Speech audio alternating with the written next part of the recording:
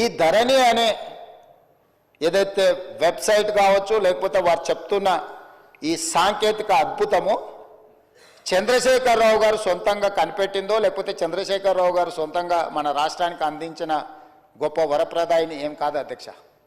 2010 సంవత్సరంలోనే ఒరిస్సా రాష్ట్రం, మన పక్కనున్న రాష్ట్రం, ఈ ధరణి పేరు మీద ఈరోజు తెలంగాణ రాష్ట్రంలో ఏదైతే ఈ ధరణి ఈ మాడ్యూల్ని ఇంట్రడ్యూస్ చేసినో IL&FS సంస్థకు 2010 సంవత్సరంలోనే అక్కడ రిజిస్ట్రేషన్లు చేయడానికి, అక్కడ భూ రికార్డులను పరిశీలించడానికి ఒరిస్సా ప్రభుత్వము నామినేషన్ బేసిస్ మీద వాళ్ళకి టెండర్ ఇచ్చింది అధ్యక్ష.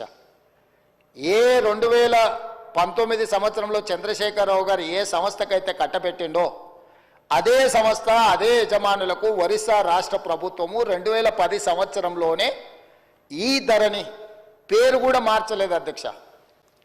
నువ్వు ధరణి అన్నావు, వాళ్ళు ఈ ధరణి అన్నారు. ఎందుకంటే ఎలక్ట్రానిక్ రిలేటెడ్ ఇష్యూ కాబట్టి ఈ ధరణి పేరు మీద 2010 సంవత్సరంలో ఒరిస్సా ప్రభుత్వం ఆ సంస్థకు అప్పచెప్తే 4 సంవత్సరాలు నిర్వహించిన తర్వాత కాగ్ ఏం నివేదిక ఇచ్చిందంటే అధ్యక్ష, 2014లో అసలు ఈ ధరణి ఈ రిజిస్ట్రేషన్ సాఫ్ట్వేర్ లోపాలను కాగ్ నివేదిక బయటపెట్టడం కాకుండా ఎలాంటి కాంపిటేటివ్ బిడ్డింగ్ చేయకుండా వాళ్ళకు నామినేషన్ బేసిస్ మీద ఇవ్వడం మీరు తప్పు.